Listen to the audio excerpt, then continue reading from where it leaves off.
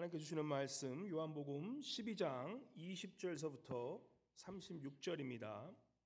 요한복음 12장 20절서부터 36절입니다. 20절부터 36절 말씀 우리 한 절씩 교독하도록 하겠습니다. 명절에 예배하러 올라온 사람 중에 헬라인 몇이 있은데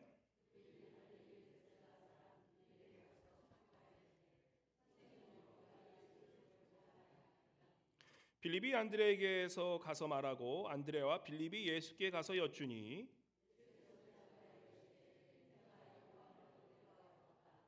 내가 진실로 진실로 너에게 이르노니 한 알에 밀이 땅에 떨어져 죽지 아니하면 한 알 그대로 있고 죽으면 많은 열매를 맺느니라.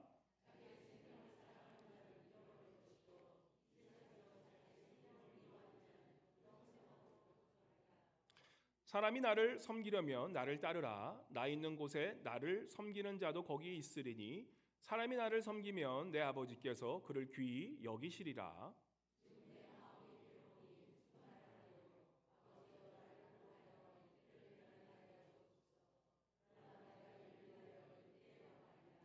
아버지여 아버지의 이름을 영광스럽게 하옵소서 하시니 이에 하늘에서 소리가 나서 이르되 내가 이미 영광스럽게 하였고 또다시 영광스럽게 하리라 하시니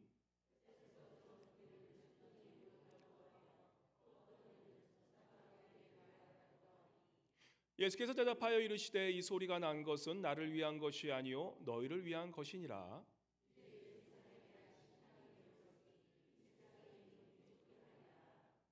내가 땅에서 들리면 모든 사람을 내게로 이끌겠노라 하시니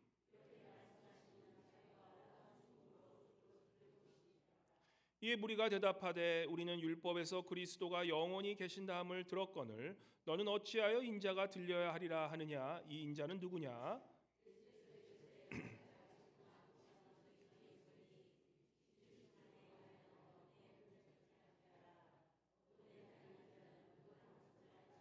다 함께 너희에게 아직 빛이 있을 동안에 빛을 믿으라.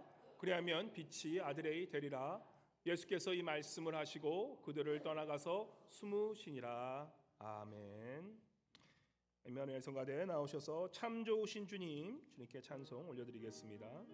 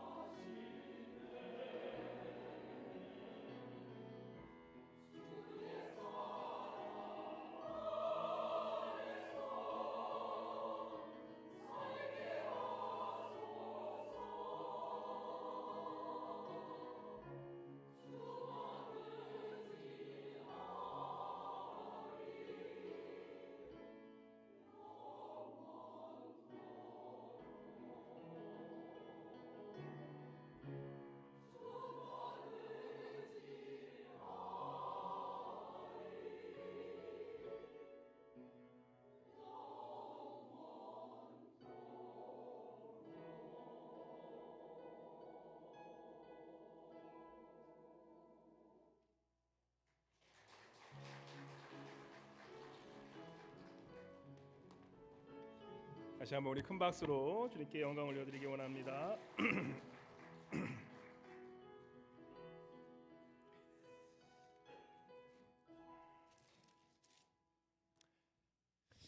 할렐루야. 우리 한번 옆에 분에게 인사합시다. 우리 하늘의 미랄이 되십시오라고 한번 이렇게 인사해 볼까요? 하늘의 미랄이 되십시오. 예, 이렇게 이야기하면 좀 너무 추상적이죠. 한번 이렇게 다시 한번 인사해 볼까요? 죽어야 삽니다라고 한번 이렇게 인사해 볼까요? 죽어야 삽니다. 죽여야 삽니다가 아니라 내가 죽어야 삽니다입니다. 예.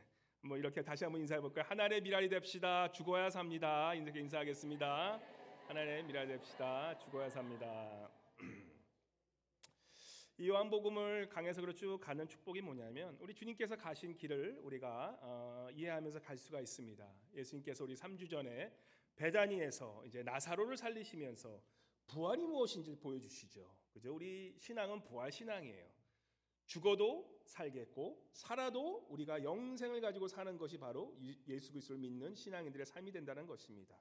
그래서 그 베다니에서 죽은 나사로를 살리시고 그 후에 다시 베다니로 돌아오셔서 마리아가 우리 지난주 말씀 기억나시나요? 마리아가 이제는 자신의 그러한 향유, 그 비싼 그 나들을 탁 깨면서 그 향수를 깨면서 1년치의 그러한 사람들의 그러한 웨이지를 딱 깨면서 그러면서 이 자신의 머리로 예수 그리스도를 발을 닦는 바로 그 말씀의 의미는 우리 주님께서 인류 역사상 가장 중요한 십자가 그 사건을 준비하시는 그 죽음을 준비케 하시는 바로 그 사건이 이 향유갑을 깬 바로 마리아의 사건이었던 것입니다. 그래서 가장 귀하신 그분 하나님 그분께서 인간을 위해서 십자가에 죽기 전 그 누구도 생각지 못했지만 바로 마리아가 자신의 가장 귀한 옥합을 깨뜨려서 그 주님의 발을 닦음으로써 그 돌아가실 그 성자의 몸을 준비시키시는 그 사건이 바로 우리가 지난주 말씀 나눴던 마리아가 향유갑을 깨는 그러한 말씀입니다. 주님은 그렇게 십자가에 죽으실 준비를 하시고 나서 이제 오늘 본문 말씀 바로 전에 우리가 지난주에 같이 읽었던 말씀인데 이제는 나귀를 타시고 구약에서 나온 그 예언 그대로 나귀를 타시고 예루살렘 성으로 입성하십니다. 그 입성의 뜻은 뭡니까? 이 세상에 왕으로 오신 모든 우주 만물의 통치자 되시는 바로 그 왕이신 기름 부은 자 그리스도께서 이 땅에 오심으로 이제는 우리에게 구원자로 오신 그 뜻을 말씀하시면서 많은 사람들이 종려나무를 들으면서 호산나 호산나 나의 왕이시여 나를 구원하실 그 왕을 찬양하면서 오는 그러한 모습을 보게 됩니다. 그러고 나서 이제 오늘 본문 우리가 이제 오늘 본문에 보면 요한복음 12장부터 넘어가면 주님께서 십자가에 돌아가시기 얼마 남지 않은 그 시간이에요. 며칠밖에 남지 않은 그 사건이면 그 말씀이 얼마나 이 밀도 있고 얼마나 깊고 얼마나 주님께서 우리에게 하고 싶으신 말씀인지를 우리가 이해하면서 읽어야 된다는 것입니다. 바로 그 순간 예수님의 소식을 많이 들었어요. 이방인들도 들었어요. 그래서 저 그리스 사람들도 예수님의 소식을 들으러 왔어요. 그래서 예수님이 어떤 분인지 알고 싶었던 거예요. 그 당시에도. 그래서 그 헬라 사람들, 그리스 사람이 왔는데 그것을 듣고 21절에 빌립이 우리 21절에 보면 이렇게 말씀하시죠. 그래서 빌립이 안드레에게 가서 말하여 안드레와 빌립이 예수님께 그 말을 전하였다. 예수님께 가는 거예요. 예수님, 저 외국 사람들도 주님을 만나고 싶어 하시네요. 제자들은 얼마나 뿌듯했겠습니까? 우리 예수님의 명성이 너무나 커져서 이제는 저 그리스 사람들까지도 와서 주님을 보겠네. 이 제자들의 마음은 뚱딴지에 있던 거예요. 딴 게 있었던 거예요. 인기. 우리 주님이 이렇게 인기 있으시다 그러면서 너무 흥분해서 갑니다. 주님께서 이제는 제자들에게 영광에 대해서 말씀하세요. 가장 중요한 우리가 신앙생활에서 제가 가장 좋아하는 그 단어 중에 하나가 뭘 할 때마다 주님께 영광, 그죠? 우리 한번 따라해 보실까요? 주님께 영광, 주님께 영광, 할렐루야, 할렐루야. 주님께 영광, praise the Lord, 그죠? 주님께 영광, 그죠? 주님께서 그 영광에 대해서 말씀하세요. 근데 우리가 생각하는 영광은 차원이 다른 영광이에요. 27절에 주님께서 영광에 대해 말씀하시면 이렇게 말씀합니다. 27절 말씀 한번 같이 읽어볼까요? 시작. 지금 내 마음이 괴로우니 무슨 말을 하리요? 아버지여 나를 구원하여 이때를 면하게 하여 주옵소서. 그러나 내가 이를 위하여 이때에 왔나이다. 아버지여 아버지의 이름을 영광스럽게 하옵소서 하시니 이에 하늘에서 소리가 나서 이르되 내가 이미 영광스럽게 하였고 또다시 영광스럽게 하시니. 우리 주님께서 바로 이때 바로 하나님의 영광을 위해 왔다고 말씀하시는데 이 말씀이 마음이 어떻다고 그러십니까? 마음이 괴롭다라는 것이에요. 마음이 괴롭다. 우리는 영광할 때 어떻습니까? 할렐루야, 그냥 기쁜 게 영광이라고 생각하는데 우리 주님께서는 영광에 대해서 완전히 다른 말씀을 하세요. 우리는 영광하면 어떤 걸 생각합니까? 제자들이 생각하는 것처럼 와, 우리 주님 진짜 인기 많으시다, 영광 받으시네, 화려하고 정말 이 뭔가 크고 위대한 것들을 통해서 영광을 받는다고 생각하지 않습니까? 오늘 본문 말씀 통해서 우리가 배우고 싶은 게 이거예요. 오늘 본문 말씀을 통해서 과연 하나님께서 생각하는 그 영광, 우리 주님께서 우리에게 가르친 그 영광이 어떤 것인지 우리가 말씀을 통해서 은혜 나누기 원합니다. 이 세상은 세속적인 성공, 이런 영광, 우리가 돈을 많이 벌고 그죠? 명예를 많이 가지면 우리는 하나님께 영광 올릴 수 있다고 생각합니다. 어떤 분은 우리 특별히 교회 계다 보면 얼마 전에 목사님과 얘기하시면서 갔는데 목사님과 저 또한 그런 말씀을 하셨어요. 나 또한 뭐였냐면 나는 목사 되기 싫었는데 서로 장로 돼가지고 난 주님께 큰 이 재물을 바침으로써 내가 이 교회도 많이 세우고 그냥 그렇게 하나님께 영광 올리고 싶었다. 목사님 저도 그랬는데요. 목사가 돼버렸네요. 네.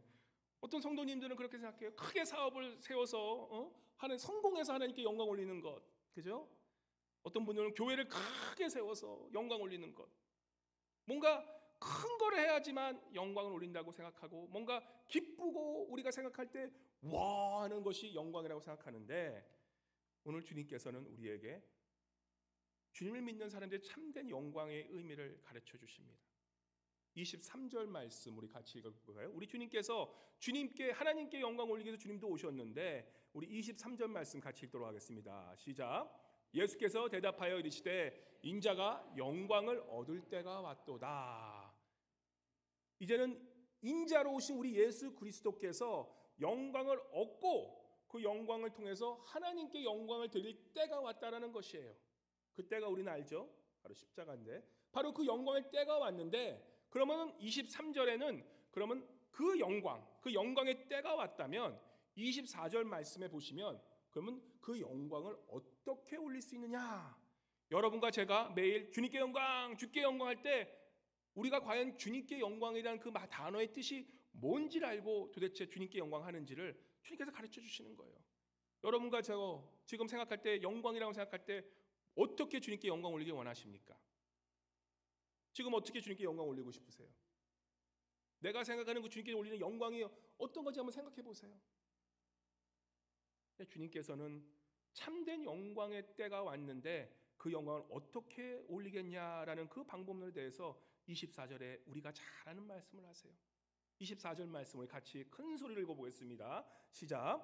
내가 진실로 진실로 너희에게 이르노니 한 알의 밀이 땅에 떨어져 죽지 아니하면 한 알 그대로 있고 죽으면 많은 열매를 맺느니라. 우리가 너무나 잘 아는 말씀이죠. 그 밀알에 대한 말씀이에요. 근데 이 밀알에 대한 말씀이 뭐냐면 하나님께 영광을 어떻게 올리냐는 말씀과 완전히 직관된 이 직접적인 연관이 있는 그 말씀이라는 것이에요. 하나님께 이렇게 영광 돌리고 싶은 사람은 반드시 이렇게 살아야 된다는 것이에요. 농사하시는 분들 많으세요. 농사하시고 땅을 아시고 이렇게 이렇게 자연이치를 아신 분들은 이 한 알의 씨앗 안에 이 어떠한 이 능력인지를 아십니다. 이 씨앗을 딱 심으면 농사하시는 분들 알겠지만 거기에 그 씨앗이 통해서 많은 이런 열매를 맺는 그런 걸 보게 되죠. 우리 또 성도님들 중에 집에서 뭐 과수원도 하시고 뭐 집에 야대에다가 뭐 고추도 키우고 막 그런 분들 계시는데 그 조그만 씨앗을 통해서 그 큰 이제 시간이 되면 열매를 맺는 거 됐는데 한 농학 교수가 이렇게 말합니다. 밀알 하나의 그 능력이 어딨냐면 이 밀알 하나가 죽어서 싹을 틔워서 20년 동안 아주 퍼펙트한 아주 그런 컨디션에 물도 잘 주고 토양도 좋고 그러면 20년 안에 하나의 밀알이 온 세계를 덮을 만한 그러한 번식력을 가진 그게 바로 밀알의 안에 있는 씨앗의 생명의 능력이라는 것입니다. 그래서 이 생명, 씨앗에서는 무궁무진한 그러한 생명의 능력이 있다라는 것이에요. 작은 겨자씨만한 믿음만 있으면 큰 숲을 일하게 되는 하나님 나라의 비밀이 작은 씨앗 안에 숨겨져 있다는 것이에요. 저희 집에 한 진짜 3주 전인가요? 한 권사님 한 분이 우리 아내에게 이 집락의 이런 이 씨앗을 이게 정말 이런 깨 같은 그런 조그만 씨를 이렇게 주셨어요. 그래서 이 그 아내가 그러다 받아가 저는 몰랐는데 그 아내가 받아가지고 그것을 이제 캐비넷에 넣어놨는데 제가 이제 배가 고파서 좀 먼 걸 찾으려고 이제 캐비넷을 열면서 다 뒤지고 있는데 조그만 깨알 같은 조씨 알죠? 조만한 조그만 깨알이 아주 먹으실스러운 게 있잖아요. 나이가 저도 좀 들어서 요즘 이제 들깨 먹으면 좋다는 거 알아가지고 나도 좀 깨를 먹어봐야지. 그래서 그 맛있어 보이더라고요. 그래서 그거를 이렇게 한 겹 딱 넣어가지고 탁 넣었는데 고소해요. 제가 평생 먹어보지 못한 그 맛이에요. 이게 도대체 약간 들깨 맛이 나기도 하고 그러면서도 약간 좀 고소하고 이게 뭐냐. 그래서 나중에 아내가 딱 와가지고 제가 물어봤죠. 여보, 이거 진짜 맛있는 이 씨앗인데 이거 요 깨인데 이거 어떤 도대체 깨야? 그러니까 아내가 시급 석소를 보이면서 그거는 깨가 아니라 우리 권사님이 주신 브로콜리 씨앗이라고요. 씨앗, 브로콜리 씨앗. 이 브로콜리 씨앗 이거 땅에다 심어야지만 이 브로콜리를 저렇게 주셨는데 이 무지한. 자, 그래봐도 이게 이 도시남 아닙니까? 이게 너무나 이게 또 이 도시에서 커가지고 이게 농사를 너무 몰라. 촌놈 중에 촌놈입니다, 그죠? 그래서 그 씨앗을 먹고 또 좋다고 맛있다고 다 먹으려고 그랬는데 그 말을 들으니까 이거 좀 배가 좀 아픈 것 같기도 하고 이게 도대체 왜 그러냐? 브로콜리 씨앗 그것을 그죠? 그게 만약 씨앗이 만약에 생각해 보세요. 제가 그걸 알고 그것을 땅에 묻었으면 어떻게 됐겠습니까? 그게 이제 좀 시간이 되면 이제 브로콜리가 탁 자라면서 이 싱싱한 열매를 맺었을 텐데 그놈이 어디로 갔습니까 지금? 내 뱃속에 가버렸어. 그 씨앗이 땅에 들어가서 죽어야지 그 열매를 맺는데 그것이 제 배에 들어갔으니까 이 배에서 무슨 열매를 맺겠습니까? 어딘지도 모르겠어 그 지금 씨앗이. 우리가 이 씨앗이 열매를 맺기 위해선 땅 속으로 들어가 죽어야 된다는 것이에요. 그게 비밀이라는 것이에요. 이 씨앗이 열매 맺기 위해서는 그죠? 이 땅 속에 어둠 속에 들어가서 자신의 작업을 하고 이것이 이 땅 속에서 그 어두운 그러한 추운 긴 겨울을 겪어야지만 그것이 열매를 맺는다는 것이. 우리가 밖에 보는 우리 지금 이 땅이 다 얼은 것 같잖아요. 우리가 보일 수는 없지만 보이지 않는 그 땅 밑에서 어떤 일이 벌어지고 있습니까? 지금 여름 동안 날린 그 씨앗들이 저 땅 밑에서는 지금도 그 엄청난 생명력을 가지고 땅에 있는 모든 것들을 흡수하면서 지금 어떻게 해요? 딱 때가 되면 열매를 맺으려고 지금 땅 밑에서 준비하고 있는 거예요. 씨앗이 죽지 않고 내 뱃속으로 들어가 버리면 아무 쓸모 없는 거예요. 근데 그 씨앗이 죽어서 땅 속에 묻히면 그 씨앗은 큰 열매를 맺을 수 있다는 것이에요. 우리 주님께서 말씀하세요. 25절에 자기의 생명을 사랑하는 자는 잃어버릴 것이요 자기의 생명을 미워하는 자는 영생하도록 보존하리라. 이 씨앗이 내가 살고 싶어서 내 뱃속에 들어가 버리면 잠깐의 맛있음이 있어도 그것이 아무 열매를 못 맺지만 그 씨앗이 어떻게 됩니까? 내가 내 생명을 미워함으로 이제는 내가 죽으리라라고 하면 그것이 열매를 맺는다라는 말씀을 하고 계십니다. 신앙생활은 이 우선순위예요. 우리가 세상에서 배우는 게 뭡니까? 세상에 배우는 넘버원 원칙은 생존하기 위해 살아라요. 알라스카에 많은 분들이 생존하기 위해 왔어요. 알라스카 많이 오면 여기서 살기도 좋고 또 돈도 많이 받을 수 있고 또 생존하기 좋다고 해서 많이 오셔요. 그죠? 세상은 그래서 생존하기 위해서는 수단과 방법을 가리지 않으라고 가르치는데 우리 주님께서 말씀하시는 것은 뭐라고 합니까? 자기의 생명을 사랑하는 자는 잃어버릴 것이요 오히려 잃어버리려 하는 자는 살 것이요. 우리가 아는 배웠던 그 가치관하고는 완전한 반대를 말씀하시는 거예요. 우리의 신앙생활도 바로 이런 우선순위가 잡혀져 있어야 되는 것이에요. 내가 우리 주님께서 우리를 위해서 십자가에 죽으시고 부활하심으로 우리를 위해 그 생명을 낳아주심으로 우리를 살리신 그것을 우리가 깨닫는다면 과연 나는 내가 나의 우선순위를 내가 살기만 위해서 살 것인가? 아니면 예수 그리스도가 나에게 하셨던 것처럼 나의 생명을 내어서라도 내가 다른 사람을 위해 살 것인가를 고민하고 결정해야 되는 것이 우리의 신앙생활이라는 것입니다. 사도행전 요즘 읽고 계시죠? 읽으세요 꼭. 사도행전 이제 지난 금요일 토요일쯤에 이제 마쳤습니다. 이제는 바울 서신으로 넘어가는데 사도행전 마지막 장 28장에 보면 참 멋있어요. 사도 바울이 로마로 들어가요. 로마로 쫙 들어가는데 그 로마로 들어가는 길은 그죠? 거기서 이제 신자들이 막 환영도 하는데 그 길은 어떤 길이었습니까? 주님이 가신 그 십자가랑 똑같은 길이었어요. 로마 황제를 만나면 로마 황제에게 복음 전하고 순교할 수밖에 없는 그 사도 바울의 발걸음이 바로 로마로 가는 그런 발걸음이었었어요. 근데 사도 바울은 너무나 기쁘게 그 로마를 가게 합니다. 그래서 그가 고백하잖아요. 20장 23절 사도행전 20장 23절 24절에 이렇게 말씀합니다. 우리 같이 한번 읽어볼까요? 23절 24절 큰 소리 읽겠습니다. 시작. 오직 성령이 각 성에서 내게 증언하여 결박과 환난이 나를 기다린다 하시나 내가 달려갈 길과 주 예수께 받은 사명 곧 하나님의 은혜의 복음을 증언하는 일을 마치려 하면은 나의 생명조차 조금도 귀한 것으로 여기지 아니하노라. 그 주님이 주신 사명, 그 주님이 주신 그 복음을 전하기 위해서는 내 자신을 내어주는 것은 너무나 당연하다고 생각하면서 그 로마의 황제 앞으로 가는 그 사도 바울의 모습을 보면서 그것이 헛된 길이었습니까? 로마에서 죽는 그 순교의 길이 사도 바울이 헛된 길이었으니까 감히 그렇게 얘기할 사람은 없을 거예요. 역사는 그렇게 증명합니다. 우리가 교회의 역사를 읽다 보면 어떻게 됩니까? 1세기에 우리 예수 그리스도께서 십자가에 죽으신 후 그 AD 이후에 바로 그 1세기의 사도 바울이 예수께서 그렇게 우리를 위해서 십자가에 죽으시고 그것을 증언하기 위해 사도 바울이 로마에 가서 그 복음을 전하고 나서 불과 250년도 안 돼서 그 최강대국이었던 로마 제국이 어떻게 됩니까? 컨스탄티누스 황제가 이 313년 이 사도 바울이 죽은 지 250년도 채 안 된 그 시기에 밀라노 칙령을 통해서 이 기독교 크리스찬이티가 완전히 그들이 믿는 그런 종교가 될 뿐만 아니라 데오시도스 1세 그 황제 때 데살로니가 칙령을 통해서 그 강대했던 그리스 신들을 믿었던 그 로마 제국이 이제는 그리스도를 믿는 이제는 기독교 나라로 변환되는 그 시기가 바로 사도 바울이 죽고 채 300년도 안 돼서 이루어진 역사라는 것입니다. 이 그 큰 나라의 종교의 그 나라의 그러한 국교가 되고 나서 우리가 잘 아는 유럽 교회들 그 레네상스 이런 그 수많은 그런 찬란했던 그 기독교 문명의 역사가 유럽을 통해서 나오잖아요. 그죠? 그 정체성의 근간이 된 게 뭡니까? 바로 이 사도 바울의 죽음. 그 작은 사람 한 사람의 죽음으로 지금 많은 그 서부의 문명은 바뀌어버린 거예요.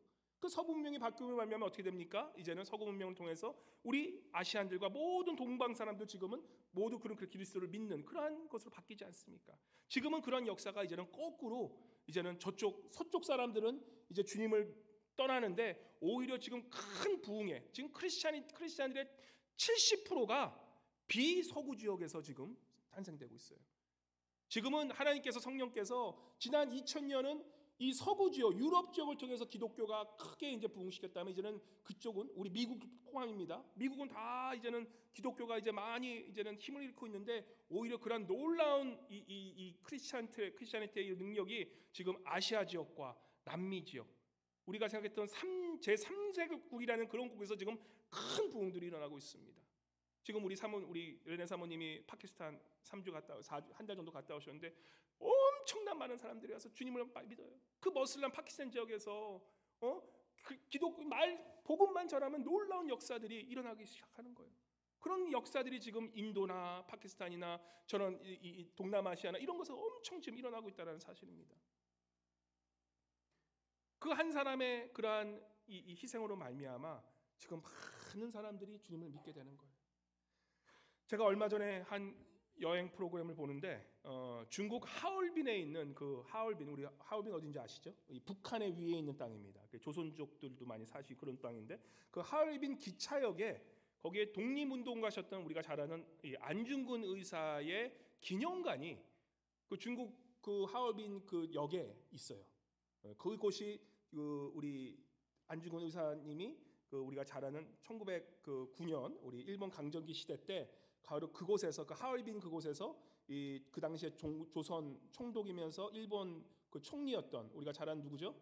이토 히로부미 아주 악랄했다는 사람이면 이토 히로부미를 이 총격 사살한 바로 그곳이 그 하얼빈 쪽에 그 역에 있는 바로 기념관에 있다는 것이에요. 근데 그 프로그램을 하는데 바로 그 순간에 그 중국 사람들이 우리 한국 조선 사람이었던 그 독립운동가의 그런 기념관을 지어주면서 그분이 그 이토 히로부미를 총격 사살한 바로 그 자리를 지금도 이렇게 금색식으로 만들어서 거기에 그 기념을 하고 있더라고요. 근데 거기에 기념관에 그 어머님 그 안중근 의사의 그 어머님이 조 마리아라는 어머님이신데 그 조 마리아 어머님의 편지, 마지막 편지가 제 마음을 많이 울렸습니다. 우리 안중근 의사님이 거의 30세도 채 안 된 그 나이, 아주 젊은 그 나이에 지금 이 순교를 하셨는데 그분이 그 어머님이 이렇게 쓰셨어요. 이제는 그 아들이 그 이토 히로부미를 총살했으니까 아마도 사형을 받기 위한 그러한 이 법적 그러한 싸움이 들어가는데 거기서 어떻게 보면은 여기서 항소하면서 일본 만세하면 뭐 걔네들이 조금 더 상처를 채울 수 있었을 거예요. 근데 그러한 이제는 항소를 하기 바로 직전에 어머님이 편지 쓰신 거예요. 이렇게 쓰십니다. 너의 죽음은 너 한 사람 것이 아니라 조선 전체의 공분을 짊어지고 있는 것이다. 내가 항소를 한다면 그것은 일제의 목숨을 구걸하는 것이다. 내가 나라를 위해 이에 이른즉 땀만 먹지 말고 죽으라. 옳은 일을 하고 받은 형이니 비겁하게 삶을 구하지 말고 대의에 죽는 것이 어미에 대한 효도이다. 어미도 이 어미가 너에게 쓰는 마지막 편지가 될 것이다. 그러면서 이 어머님께서 이제는 그 아들에게 마지막 장례식에 입을 수의와 함께 그 흰 옷과 함께 그 아들의 그러한 마지막 모습, 마지막 편지를 보내면서 그렇게 보내십니다. 참 안타까운 일이 지금 그 안중근 의사의 그러한 시신을 아직도 찾지를 못하고 있대요. 지금도 찾지도 못하고 있는데 그 어머님께서 생각해 보십시오. 저는 가끔 신앙생활하면서 그런 생각할 때가 있습니다. 내가 우리 주님의 그러한 사랑을 생각할 때 우리 하나님께서는 어떤 마음이셨을까? 우리 주님을 어떻게 이 십자가에 허락하시셨을까? 그런 마음을 보면서 생각하는 거예요. 저도 이제 아들 둘이 있으니까 만약에 내 아들들이 만약에 큰 어려움이 있을 때 아버지가 정말 희생하는 그러한 때가 있다면 나는 과연 어떻게 할까라는 그런 생각을 가질 때 그런 생각을 가져요. 주저없이 아들을 위해서 내가 죽어야지. 그 부모님의 마음이잖아요. 그죠? 근데 그게 거꾸로 만약에 내가 죽는 거는 아들을 위해 죽는 거는 당연히 부모로서 하게 됐는데 이 조 마리아 이 어머님처럼 내 아들을 나를 위해 다른 사람을 위해 이 아들을 내가 죽여야 한다면 이게 과연 가능할 것인가 생각이 드는 거예요. 근데 이 조 마리아 어머님 어떻게 하십니까? 수위까지 내려주면서 뭐라 그러십니까? 내 나라를 위해 이에 이른즉 땀만 먹지 말고 죽어라. 대단하신 어머님 거예요. 여러분과 제가 누리는 대한민국인으로서의 이러한 자유, 우리 대한민국이 지금 이렇게 큰 이제는 10대 이러한 그 경제 대국이 일어나서 이렇게 정말 우리가 한국 사람이란 긍지를 갖고 살 수 있었던 바로 그러한 이유는 우리는 모르지만 바로 그런 안중근 의사 같은 그러한 한 분, 바로 그러한 어머님, 자식의 마지막 장례식 옷을 챙겨주면서 땀만 먹지 말고 죽어라 라고 하는 그 어머님의 마음 한번 상상이라도 해보셨습니까? 상상해보세요. 내 아들 한번 생각해보세요. 내 아들을 과연 내가 그 중국 가는 길에 우리는 어떻게 해서든지 그 아들 좀 살게 하겠는데 그냥 죽으라고 하시는 그 어머님의 말씀, 그런 조 마리아란 그런 어머님이 계셨기에 우리 대한민국이 지금도 이제는 독립해서 이렇게 귀한 정말 큰 하나님의 그런 큰 나라가 된 거 생각하면서 우리가 지금 이렇게 대한민국인으로 살아간다는 것은 그러한 하나의 미랄이 된 그런 분들이 계셨다는 것을 우리가 잊지 말아야 된다는 것입니다. 얼마나 우리가 이런 자유와 특권을 누리고 살아가고 있는지 안중근 의사 같은 그런 분이 계셨기에 그런 겨자씨만한 그런 희생으로 수많은 사람이 혜택을 보고 있다는 것을 우리가 기억하고 살아야 하는 것입니다. 우리 대한민국 인생뿐만 아니라 우리가 이 한국 교회, 우리가 지금 이렇게 한국 교회 다니지 않습니까? 우리 한국 교회도 똑같아요. 우리가 이렇게 개신교, 우리가 이게 크리스찬으로서 이게 여기에 살 수 있었던 이유 또한 누군가의 하나님의 미랄에 대한 희생이 있었다라는 사실입니다. 개신교의 가장 먼저 순교하신 분이 로버트 토마스라는 그런 선교사님이세요. 프랑스 분이셨어요. 1866년도에 이 조선 선교를 꿈에 끌고 이 제네랄 셜먼을 타고 평안남도 용강에 도착했습니다. 그때 그분 나이가 27살이셨어요. 27살에 그 당시 선교사는 그냥 뭐 사업 망해서 가는 선교사들이 아니었어요. 그 당시 선교사들은 최고의 교육, 최고의 그 당시의 신학 교육은 지금의 하버드 교육이었어요. 최고의 엘리트에다가 최고의 교육을 받고 최고의 그러한 이 후원을 받으면서 정말 똑똑하고 인재 그 사람이 바로 이제는 조선의 그러한 선교를 위해서 지금 제네럴 셜먼을 타고 오고 있는 중이에요. 근데 그 토마스 로버트 선교사님이 27살 나이에 평안남도 용강에 내리자마자 바로 이 박충건이라는 이 군관이었습니다. 이 사람에 의해서 바로 참수를 당하게 됩니다. 어떻게 복음마도 제대로 전하지 못하고 거의 내린 순간 얼마 안 돼서 거의 정말로 시간이 얼마 안 돼서 바로 이 참수를 당하는 그런 일이 생겼어요. 생각해 보십시오. 와, 이 프랑스에 있는 그 우리 로버트 토마스에서 이 부모님 또 그 파송한 교회 입장에서는 이게 도대체 무슨 일인가? 이 귀한 인재가 저 조선 알지도 못하는 나라에 가서 선교하러 갔는데 제대로 말씀도 전하지 못하고 내리자마자 그냥 참수형에 죽은 그 생각하면 얼마나 그 마음이 쓰리고 도대체 이게 뭔가 그렇게 절망할 수밖에 없지 않겠습니까? 근데 이 박충건이란 그 토마스 로버트를 이 선교사님을 죽인 바로 그 인물이 바로 그 당시 29세였는데 선교사님이 죽음 직전까지 이제는 그 자기를 죽이려는 그 박충건 씨에게 이 성경을 나눠주려고 했대요. 근데 받지 않았는데 그분을 이제 이 박충건 씨가 토마스 로버트 선교사님을 참수하고 나서 그러고 옆에 있는 성경이 있으니까 마음이 끌려서 그 성경을 가져갔대요. 집에 가져왔는데 그 성경을 읽으면서 성령 체험을 하고 완전히 이 주님을 믿고 완전히 이 신앙을 받게 된 거예요. 그러면서 어떻게 됐냐?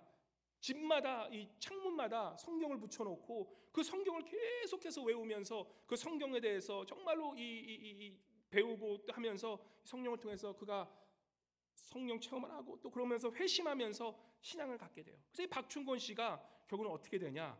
이제는 안주교회라는 그 당시 이 북쪽에 있는 평안도에 있는 안주교회 큰 일꾼이 돼서 이 전도자로 이제 세워지고 나중에는 이 널다리골 예배당이라는 그러한 예배당을 세우셔서 이 수많은 사람들의 그러한 이 복음을 전하는 그런 사람이 됐는데 바로 이 박충건 씨가 바로 누구냐면 우리가 잘 아는 우리 대한민국의 가장 큰 대부흥은 언제였죠? 1906년인가 7년에 있었던 평양 대부흥의 시초가 되는 바로 그 무브먼트가 바로 이 박충건 씨의 그 교회에서 시작된다는 것이에요. 그러니까 다시 얘기하면 뭐냐면 이 토마스 로버트라는 이 선교사님 이분의 한국의 그 젊은 27살의 나이의 그 청년이 와서 정말로 복음 한번 전하지 못하고 바로 참수됐는데 바로 그러한 희생이 그러한 작은 미랄이 나중에는 어떻게 됩니까? 불과 40년도 되지 않은 그 이후에 평양 대부흥이 일어나면서 이제는 대한민국 전체가 이제는 기독교를 알고 개신교를 알고 우리 하나님의 교회를 알게 되는 그러한 놀라운 역사가 바로 그 한 분을 통해서 일어났다는 것입니다. 그 당시에는 모르죠. 사람들은 그랬을 거예요. 왜 저렇게 젊은 날 사이가 저렇게 순교했을까? 하지만 시간이 흐르고 나서 지금 여러분과 제가 이 대한민국 이렇게 큰 교회들이 세워지고 많은 사람들이 부흥하게 된 것은 바로 그러한 한 사람의 미랄에 땅에 주고 미랄이 됨으로 그러한 놀라운 교회 역사가 생긴 것을 우리가 알게 됩니다. 우리 여러분이 아실지 모르겠어요. 우리 동양선교교회 또한 그냥 세워진 교회가 아닙니다. 여러분과 제가 이곳에 있는 이 동양선교교회 또한 그렇게 미랄의 씨앗이 되어서 누군가 죽었기 때문에 우리가 이렇게 나와서 예배드리는 거예요. 우리 이 마들처치죠. 지금 많이 하지 않지만 LA 동양선교가 1970년에 세워져서 동양선교가 처음 세워졌을 때는 사실 그 당시 최초의 이민교회뿐만 아니라 한국보다도 더 큰 그러한 아주 정말 사람들이 엄청 큰 그런 교회였어요. 지금의 뭐 사랑의 교회, 무슨 온누리 교회 이러한 명성보다 더 큰 그러한 교회가 동양 선교였어요. 이민 역사에서는. 그 당시 그 얼마 안 되는 데서 뭐 8천 명, 10,000명이 와서 예배를 드렸으니까 얼마나 크겠습니까? 그 교회를 이제 개척하신 분이 임동선 목사님이신데, 사실 이 임동선 목사님은 어렸을 때 주님을 믿었던 분이 아니세요. 1950년도에 이제는 그 형님 목사님이 계셔서 형님 전도사님이 계셨는데, 그 형님께서 강릉 성결교회라는 그러한 교회에서 전도사를 하셨었어요. 근데 이제 전쟁이 나서 쳐들어오니까 어떻게 합니까? 그 형님 목사님께서, 그때는 임동선 목사님 믿지 않으셨는데, 형님 목사님께서 이 교회를 이제 심호하는데 만약에 이제 쳐들어오니까 어떻게 합니까? 다 피난을 나갔어요. 근데 목사님이, 이 전도사님이, 임동선 목사님, 형님 목사님이 이게 마음이 걸리는 거예요. 내가 교회를 다니고 어떻게 도망갈 수 있겠냐? 그래서 다 도망갔는데 그분은 다시 교회로 빠꾸한 거예요. 그래서 교회를 지키겠다고 거기서 계시다가 결국에는 그 북한군에게 총살당해서 그렇게 순교하셨어요. 그러고 나서 그 동생인 임동선 목사님께서 이제는 회심을 하시죠. 가장 사랑했던 형님이 도대체 저 교회가 뭐길래, 저렇게 자기 생명을 내주면서까지 돌아가셔서 이렇게 순교하셨나? 바로 그때서부터 임동선 목사님이 이제는 회심하셔서 신학교 가셔서 이제는 우리가 그 동양선교를 세우시고, 당시 동양선교가 클 때는 정말 많은 교회들이 동양선교를 많이 갔는데 지금은 이제 얼마 남지 않았어요. 그래도 여러분과 제가 있는 이 동양선교교회, 이 알라스카 동양선교교회도 우리 1980년에 세워질 때 그 LA 동양선교교회 그러한 그 뿌리가 여기 흘러와서 여러분과 제가 이렇게 앉아 있는 거예요. 이 교회가 있는 이 또한 바로 누군가의 하나님의 미랄이 되었던 그런 분이 계셨기 때문에 여러분과 제가 이렇게 교회에 와서 예배 드릴 수 있다는 사실입니다. 하나님의 미랄이 되어 죽음으로 겨자씨만한 그 젖은 그 믿음이, 그런 이 희생이 하나님 나라에서는 엄청난 이 파괴력으로 그렇게 퍼질 수 있는 그러한 이 씨앗이 될 수 있다라는 능력이 된다라는 것입니다. 그래서 주님께서 말씀하시는 거예요. 이 예수님께서 말씀하시는, 나를 섬기려면 나를 따르라. 나 있는 곳에 나를 섬긴 자도 거기 있으리라 말씀하시는 것은, 나를 섬기려면 나를 따르라는 거예요. 나를 따르는 게 무슨 뜻입니까? 내가 하나님께 어떻게 영광을 올렸고, 내가 하나님께 영광을 올린 것은 뭐예요? 작은 씨앗, 미랄의 씨앗이 돼서 내가 죽음으로 하나님께 큰 영광을 드리는 그 예수님의 삶을 너희도 따르라는 것이에요. 하나님의 미랄이 죽는 것이 무슨 뜻입니까? 이것이 무슨 한 나라에 속한, 한 교회에 속한, 또 우리 동양속에 속한 것뿐만 아니라 여러분과 저에게도 똑같이 적용이 되죠. 하나님의 미랄이 죽는 것은 너무나 우리가 잘 알죠. 내 자신이 죽어야지만 산다는 거예요. 그게 하나님께 영광 올린다는 것이에요. 하나님께 무슨 큰 일을 해서, 하나님께 무슨 큰 부흥을 역사해서 그게 영광이 아니라, 교회 모든 역사는 누군가 이름 없이 빛도 없이 죽어가는 그 한 영혼을 위해서 교회가 생겨난 것을 깨닫는다면, 내 자신, 내 스스로가 혼자 죽는 것, 그것이 결국에는 하나님께 영광되고 하나님의 나라가 부흥되는 역사라는 것이에요. 사도 바울이 이렇게 전하죠. 고린도전서 15장 31절에 이렇게 말씀합니다. 우리 15장 31절 우리 한번 같이 읽어볼까요? 고린도전서 15장 31절 없으면 같이 읽겠습니다. 시작. 형제들아, 내가 그리스도 예수 우리 주 안에서 가진 바 너희가 대한 나의 자랑을 두고 단연하노니 나는 날마다 죽노라. 사도 바울이 그 얘기하는 거예요. 내가 자랑이 있는데, 내가 너희에게 자랑하는 것은 무엇이냐? 내가 여태까지 무슨 큰 일을 한 것, 내가 능력 있는 것, 내가 무슨 뭐 더 많이 배운 것을 자랑하는 것이 아니라 뭘 자랑한다고요? 나는 날마다 죽노라. 내가 주 안에서 날마다 죽는 것을 나는 자랑한다는 것이에요. 이게 신앙의 하나님께 영광 올리는 비밀이라는 것입니다. 여러분 따라해 보세요. 나는 날마다 죽노라. 우리 어떻게 삽니까? 난 어떻게든 살아야지라고 사는데, 신앙은 그게 아니라는 것이에요. I die every day. 내가 매일매일 죽는 게 그게 신앙의 첫걸음이고, 그것이 바로 뭡니까? 하나님의 미랄이 되어 큰 열매를 맺음으로써 하나님께 영광 올리는 길이 된다는 것이에요. 내가 죽음으로써 얼마나 많은 그러한 하나님의 영광이 나타날지, 우리 사람들의 관계 한번 생각해 보십시오. 우리 인간들은 다 내 의견이 있어요. 얼마나 우리는 똑똑합니까? 내 주장, 내 의견 얼마나 알고 싶어요. 근데 관계 속에서 그죠? 내가 죽지 않고 내 의견만 투철하다 이렇게 하다가 어떻게 됩니까? 결국 다 깨어지죠. 결국 다 깨어지죠. 우리 성도님들 제가 보면 너무 많이 변하셨어요. 너무 많이 변하셨어. 처음 왔을 때랑 이게 보면은 우리 성도님들이 정말 성숙해지시고 정말 내 자가 많이 죽으셨어. 옛날에 10마디 하실 분들 지금은 아예 안 하진 않으세요? 한 두세 마디 하세요. 두세 마디 하세요. 두세 마디 하세요. 이렇게까지 올라왔다가도 참고 이렇게 하시더라고요. 너무 좋아, 너무 좋아. 아직도 안 그러신 분이시면 회개하십시오. 네. 제가 우리 교회 와서 훈련 받는 것 중에 하나는 다 그딴 거 아니에요. 저도 목사로서 훈련 받는 거 딱 그거예요. 저 자신 죽이는 거예요. 저 자신. 되게 힘들어. 우리 교회 항상 언제나 행복했죠, 그죠? 우리 교회는 항상 행복하고 우리 교회는 늘 평안만 있었던 교회 아닙니까? 웃지도 않으시죠? 우리 교회 어려웠던 시절 기억해 보세요, 그죠? 저도 우리 교회 와서 쉬운 일만 있었던 건 아니죠, 그죠?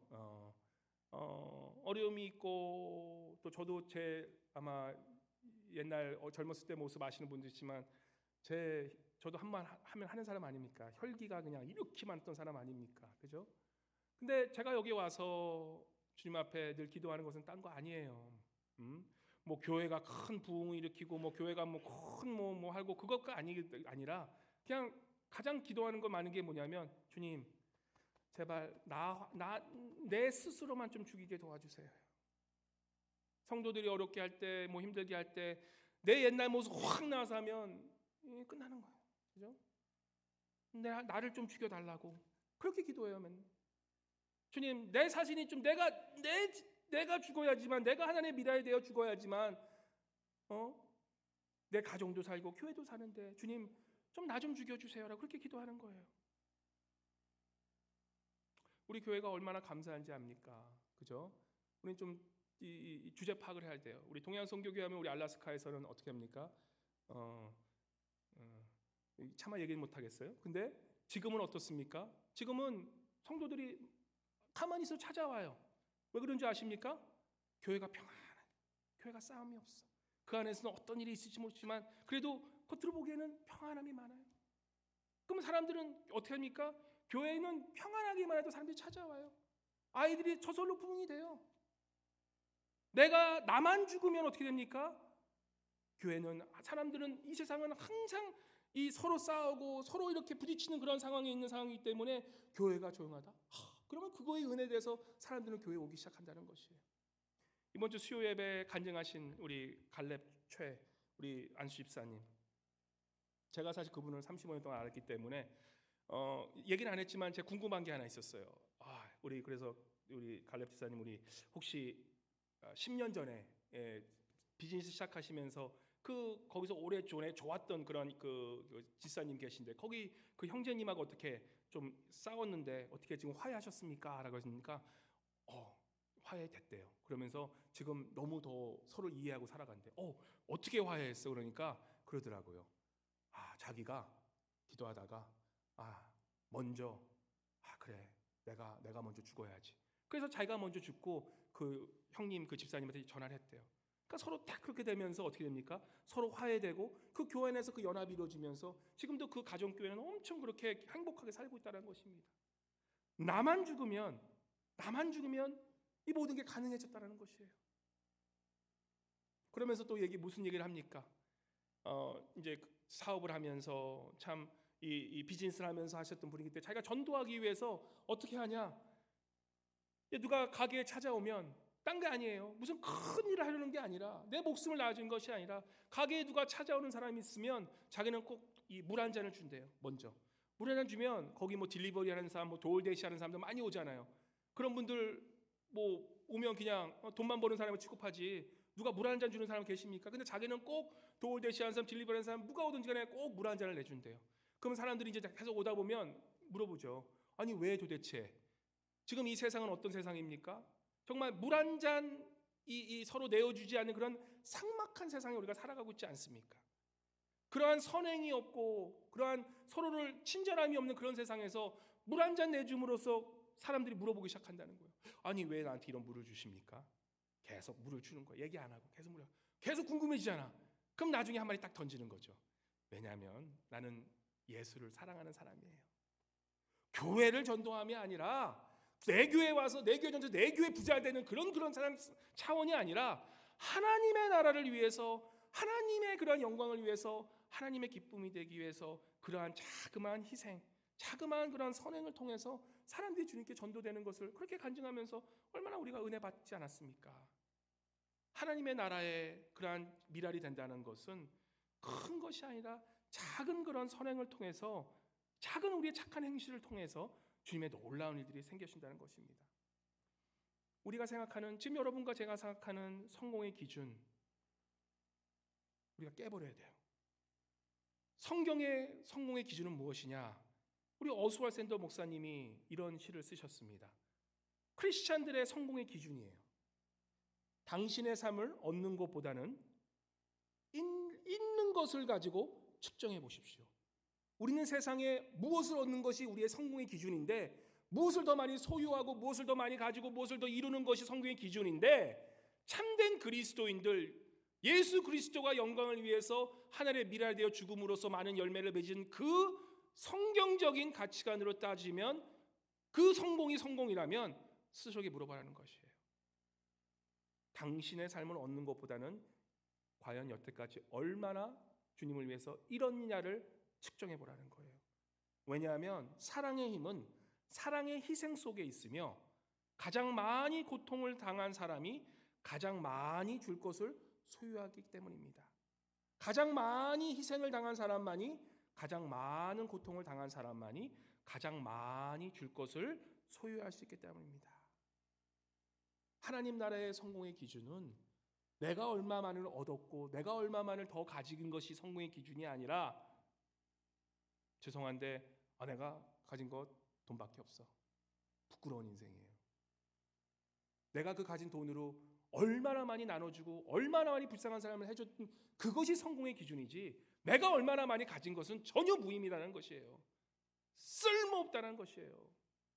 우리 성공의 기준은 우리가 얼마나 많이 베풀고 우리가 얼마나 더 희생했고 우리가 더 얼마 많이 죽었냐가 우리 크리스찬들의 성공의 기준이 된다는 것이에요. 사랑하는 하나님과 동양성교회 성도님 여러분, 제가 하나님 나라에 관심이 많잖아요. 이해를 못했어요. 하나님의 나라는 어떻게 겨자씨만한 것이 큰 숲을 이루는 것이에요. 그게 무슨 뜻인가? 하나님의 나라가 이루어진 것을 보면 교회들이 이루어지고 우리 하나님의 나라에서 성도들이 세워지고 하나님의 나라인 우리 이 기독교 우리 이 크리스찬 교회들이 이렇게 세워지는 그런 역사를 본다면 그것을 자세히 보면 그 안에는 반드시 그 한 사람의 작은 씨앗 되신 그분이 그 작은 미랄이 내가 살려고 하면 절대 열매를 못 맺었어요. 근데 그 열매를 맺기 위해서 그 한 분이 땅에 묻혀 이제는 내가 죽고 주님께서 사시는 그 한 미랄을 통해서 주님께서 놀라운 열매를 맺으셨고 그 놀라운 그 죽음이란 그러한 나를 희생하는 그러한 내 자아가 죽고 주님께 사시는 그러한 놀라운 희생을 통해서 하나님께서는 큰 영광을 받으셨던 것이 바로 교회의 역사요 여러분과 저의 삶이 되어야 된다는 것입니다. 우리 사랑하는 성도님 여러분, 지금 내 안에 한번 생각해 보시죠. 저는 상상해 봅니다. 우리 주님께서 하나님의 미랄에 대해서 십자가에 죽으시고 또 사도 바울 같은 사람들이 이제는 교회를 위해 죽고 이제는 우리 로버트 토마스 같은 그러한 선교사님 또 안중근 의사 같은 그런 분들 또한 우리 임동선 목사님 형님 같은 그런 분들이 교회를 위해서 죽고 나를 위해 자신을 내어드림으로 이 지금 우리가 큰 열매를 맺고 이렇게 하나님께 영광 올리는 것처럼 여러분과 제가 죽음으로 30년, 60년, 100년에 어떤 열매가 맺어질지 한번 스스로에게 물어보시기 바랍니다. 과연 나는 지금 이 순간 누구를 위해 죽겠는가? 나는 과연 이 순간 어디에서 내가 무엇을 위해 죽겠는가? 제발 살 생각만 하지 마시고 생존할 생각만 생각하지 마시고 나만 살면 다 괜찮다라고 생각하지 마시고 내가 죽음으로 다른 한 사람이 살고 내가 하나님의 미랄이 되어 죽음으로써 30, 60, 100년을 얼마나 큰 열매를 맺으실까를 상상하면서 그렇게 내 자신을 내어주는 그러한 참된 그러한 신앙인, 그러므로 하나님께 큰 영광을 드리는 그러한 우리 하나님의 미랄이 되는 신앙인 되시기를 주님으로 간절히 축원합니다. 우리 잠깐 이 시간 기도할 때에 주님께 한번 회개하고 나아가기 원합니다. 주님, 내가 주님께 영광 올리기 위해서 어떠한 큰 능력과 큰 것을 생각하고 있지 않았는지, 하지만 주님께서 원하는 것은 그와 완전 정반대되는 내가 먼저 죽음으로, 내가 먼저 하나님의 미랄이 되어 죽음으로 그것이 생명을 얻고 또한 열매를 맺는다고 말씀하시는데, 주님, 내가 살려고만 했던 나의 모습 주님 회개하게 도와주시고 이제는 주님을 위해 죽는 인생 되게 도와달라고 우리 한번 기도하고 나아가도록 하겠습니다. 기도하겠습니다. 할렐루야. 좋으신 하나님 아버지 감사합니다. 아버지, 이 시간 주님 기도하고 나아갑니다. 주님, 살려고만 하고 주님 몸부리쳤던 나의 인생이 아닌지 돌아보게 됩니다. 아버지시여, 우리가 주님 앞에 나아갈 때에 정말 주님께서 영광의 때가 왔다, 이제는 하나님의 미랄이 되어 썩지 않고 죽지 않으면 아버지 열매를 맺지 못한다고 말씀하신 것처럼, 아버지, 우리도 우리의 삶 속에서 나는 과연 어떻게 죽고 나는 과연 내가 죽음으로 어떠한 열매를 맺을 것인지 주님 앞에 고민하고 또한 기도하고 나아가는 주의 성도들 되어줄 수 있도록 주님 함께하여 주시옵소서. 이 시간 주님 함께하시고 주님 나아갈 수 있도록 주님 도와주시옵소서. 아버지 함께하여 주시옵소서. 사랑해 주님 감사합니다. 하나님의 영광을 위해 하나님의 미랄이 되어 죽어감으로 이제는 많은 열매를 맺으신 우리 주 예수 그리스도처럼 아버지, 우리 또한 우리 하나님의 영광을 위해 과연 나는 어떻게 죽어야 되는지 고민하고 기도하는 저희들 되게 도와주심에 감사드립니다. 내 속에 나의 혈기, 나의 속사람, 나의 이러한 주님을 향하지 못한 그러한 열망이 있는 그러한 모든 것들 주님 앞에 항복함으로 이제 주님께서 내 안에 다시 사심으로 이제는 주님 앞에 큰 영광 열매를 맺어지는 그러한 귀한 하나의 열매가 주고 열매를 맺는 그런 하나님께 영광 올리는 그런 삶이 되어질 수 있도록 우리 성도님들 함께 하시고 성령이 함께하여 주시옵소서. 감사드리며 모든 말씀 살아계신 주 예수 그리스도의 이름으로 기도드리옵나이다. 아멘.